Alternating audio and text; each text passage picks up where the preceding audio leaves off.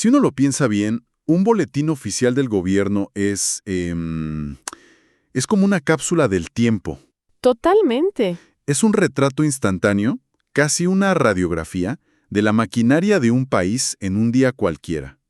A primera vista es solo una pila de avisos legales, decretos formales, pero ¿qué historias se esconden realmente detrás de ese lenguaje tan técnico? Exacto. Hoy vamos a analizar justamente eso. Tenemos en nuestras manos una selección de extractos del boletín oficial de El Peruano del viernes 21 de noviembre de 2025. Y la idea es descifrar este documento, que parece tan denso y burocrático, para encontrar el verdadero pulso de la nación. Las tendencias económicas, los proyectos que la están transformando y sobre todo las historias humanas, ¿no? Las que se entrelazan con el Estado. Y yo diría que es más que un mosaico. A veces es un campo de batalla. En estas mismas páginas conviven la creación de riqueza y la destrucción de patrimonio. A menudo, a solo centímetros de distancia. Claro. El Estado que te da una mano es el mismo que 2 páginas más adelante te la quita con una ejecución de deuda. Es un retrato sin filtros y a veces bastante crudo. Ok, vamos a desempacar esto. Empecemos por un tema fundamental, la propiedad. Y lo hacemos con una noticia que en medio de tanto trámite frío se siente como un rayo de sol. Ajá. Es un aviso del gobierno regional de Cajamarca. Anuncian que están otorgando 390 títulos de propiedad. ¿390? Sí, a poseedores de predios rurales en el distrito de Colasay, en Jaén. O sea, es un cambio de vida para casi 400 familias campesinas. Pero, ¿es tan simple como entregar un papel? Esa es la pregunta clave. En teoría, sí. La trascendencia de un acto así es inmensa. Un título de propiedad es la diferencia entre ser un ocupante precario y ser un actor económico. Claro. De la noche a la mañana, esa familia no solo tiene un hogar seguro, tiene un activo. Puede ir a un banco, puede pedir un crédito, puede invertir en su parcela. Puede heredarla sin problemas. Exacto, sin dejar un conflicto familiar. Es el Estado actuando como un motor de movilidad social, no solo como un administrador de papeles. O sea, dejas de ser invisible para el sistema financiero. Precisamente. Pero, y aquí viene tu pregunta, la entrega del título es el primer capítulo, no el final de la historia. El verdadero reto es lo que sigue. ¿Hay acceso real a ese crédito después? ¿Los bancos están preparados para atender a este nuevo perfil de cliente rural? A menudo el Estado te entrega la llave, pero la puerta sigue siendo muy pesada para abrir. Entiendo. Aún así, es un paso fundamental. Es tratar de resolver una deuda histórica con el campo. Claro. Esa es la cara amable del Estado. Pero como decías, en el mismo boletín, damos un giro de 180 grados y nos topamos con la cara implacable. Sí. La sección de remates. Es impresionante la cantidad de avisos de remates judiciales y coactivos. Expliquemos eso rápido. Un remate judicial lo ordena un juez por una demanda, pero uno coactivo, Ese es el directo. ese es el directo.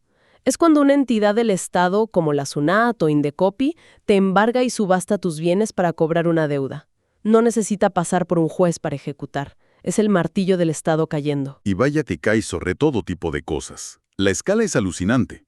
Por un lado, tienes una oficina en San Isidro, de la Asociación Peruana de Consultoría.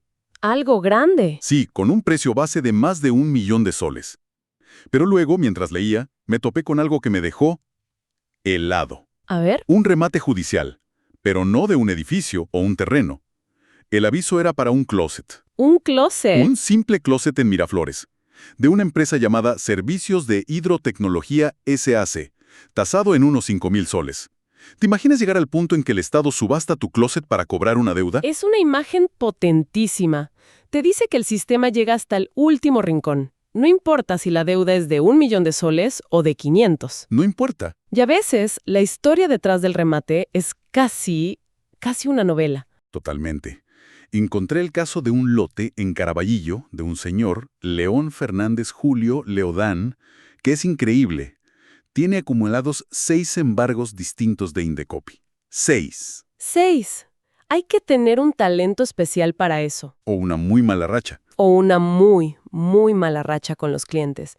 Pero fuera de broma, esto nos dice algo importante sobre el sistema. No se rinde. No es un te perdono la primera. Para nada. La institución es persistente y el registro queda. Cada una de esas anotaciones de embargo va devaluando la propiedad y hace casi imposible venderla por tu cuenta. Y hay otro detalle en estos avisos. A veces dicen primera convocatoria, segunda o incluso tercera. Vi un predio rural gigantesco en Lambayeque, Ujú. de la empresa El Molino del Agricultor SAC, en tercera convocatoria por más de 11 millones de soles. ¿Qué significa eso? Significa que ya intentaron venderlo 2 veces antes y nadie pagó el precio base. En cada nueva convocatoria, por ley, el precio se reduce. Se va bajando. Sí, para la primera se tasa al 100%, para la segunda se castiga un 15% y así. Que algo tan valioso llegue a una tercera convocatoria te indica la dificultad que a veces tiene el propio Estado para convertir esos activos en dinero líquido y cobrar las deudas. Claro, a veces embargar es más fácil que vender. Es fascinante ver ese poder del Estado para ejecutar una deuda, pero si esa es la cara del Estado cobrador, el mismo boletín nos muestra la cara del Estado constructor. ¿El que mueve millones para transformar el país? Una transición perfecta, porque pasamos de la microhistoria de un closet embargado A los megaproyectos que redibujan el mapa. Exacto. Me llamó mucho la atención un comunicado de Provías Nacional sobre el mejoramiento de la carretera Huánuco-Conococha, pero lo que me pareció más curioso no es la obra en sí, sino cómo la anuncian. ¿Cómo? El aviso nombra a personas específicas, como Grove Oblitas Villanueva o Bertila Soto Ramos, dueños de terrenos que la carretera necesita. Pero el comunicado no es para expropiarlos directamente. Entonces, Es una búsqueda casi detectesca, de terceros. Buscan a gente que pueda tener un mejor derecho sobre las mejoras, como casas o sembríos que hay en esos terrenos. Es como si dijeran, sabemos que este terreno es de Grove, pero ¿quién construyó la casita que está encima? lo que estás viendo es la burocracia tratando de ser justa en medio de un proceso que es inherentemente conflictivo. El concepto es afectación de predios por obras de interés público. Claro, Y es la tensión clásica del desarrollo. Todos queremos mejores carreteras, pero nadie quiere que la carretera pase por su patio. obviamente. El Estado tiene el poder de expropiar, pero la ley, como ese decreto legislativo que citan, le obliga a compensar no solo al dueño del terreno, sino a cualquiera que haya invertido ahí. Este aviso es el Estado cubriéndose las espaldas legalmente, para evitar juicios futuros, pero al mismo tiempo. Es un mecanismo para encontrar y pagarle a la persona correcta. Y esta tensión ocurre a todas las escalas. Hay otro aviso muy similar de Provías descentralizado en Pasco, pero para un simple camino vecinal. El mecanismo es el mismo. Claro. Pero luego encontré otra forma en que el Estado construye, una que me parece mucho más colaborativa. Las obras por impuestos. Ah, un modelo muy interesante. Sí, hay 2 convocatorias del Ministerio de Educación. Una para mejorar el Instituto Tecnológico Público de Omate, en Moquegua. Otra para ampliar el IESTP Honorio Delgado Espinosa en Arequipa.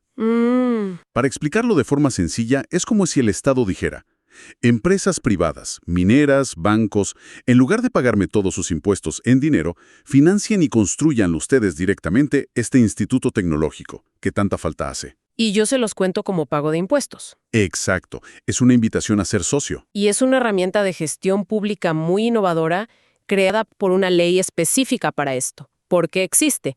Porque el Estado es consciente de su propia lentitud. Sí, Un proyecto público, entre estudios, presupuestos, licitaciones, burocracia, puede tardar una década en ver la luz.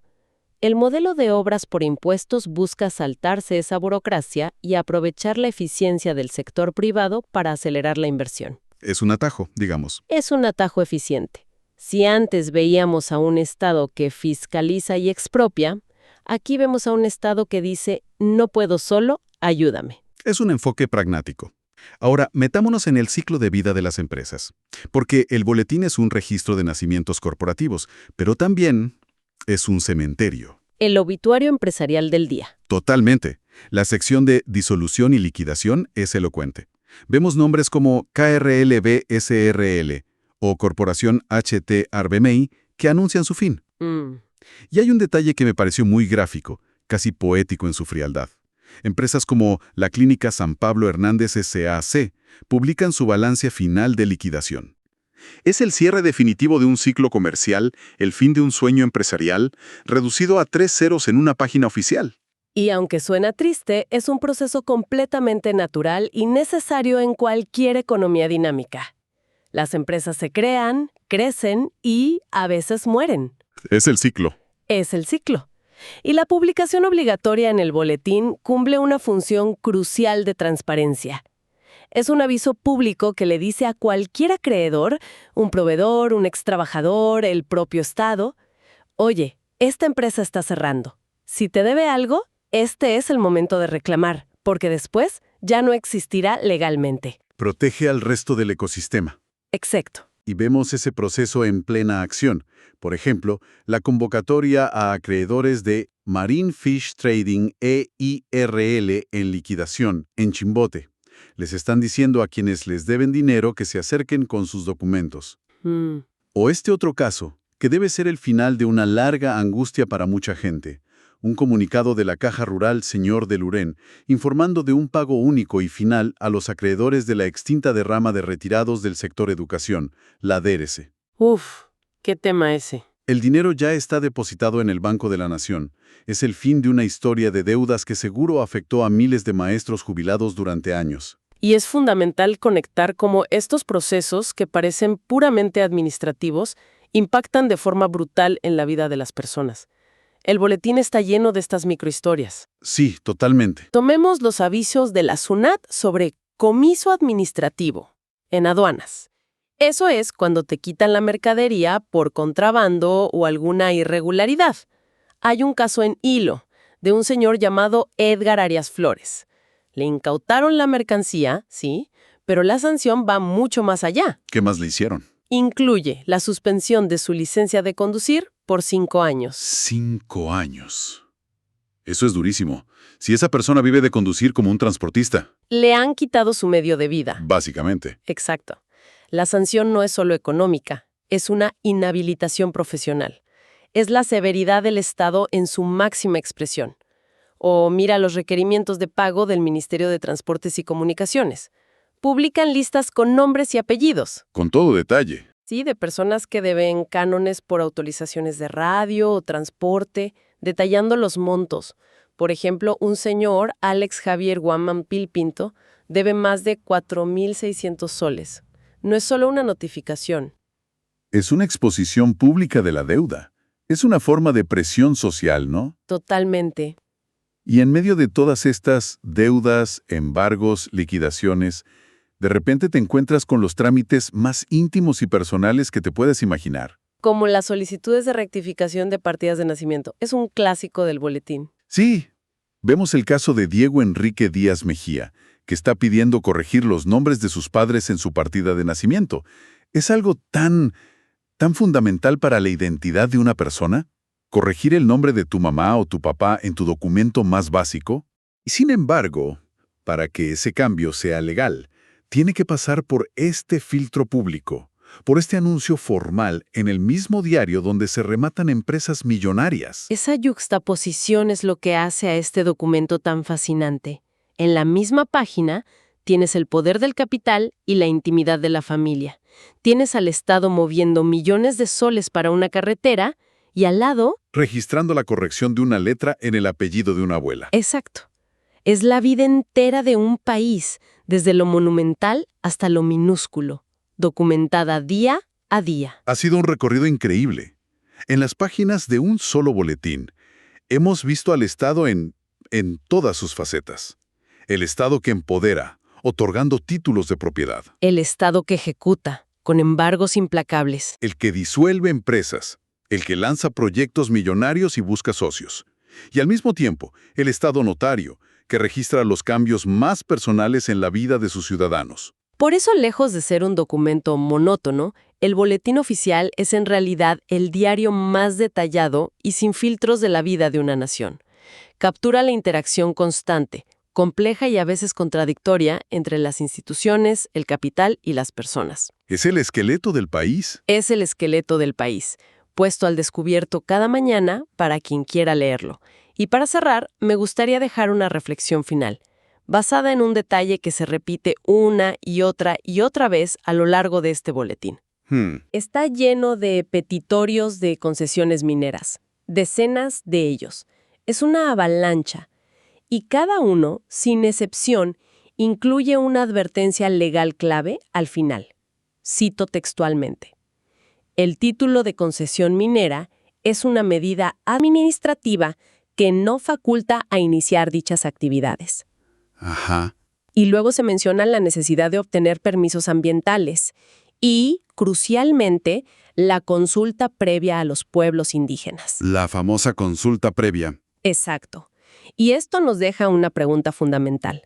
¿Qué ocurre exactamente en el vasto y a menudo conflictivo espacio que media entre esta concesión legal, publicada fríamente en este papel, y la eventual aprobación para operar en el terreno? Una buena pregunta. ¿Y qué nos dice ese proceso, esa brecha entre el papel y la realidad? Sobre los desafíos más profundos del país para equilibrar el desarrollo económico con los derechos colectivos y la paz social. Ahí, en esa brecha, es donde se juega gran parte del futuro del país.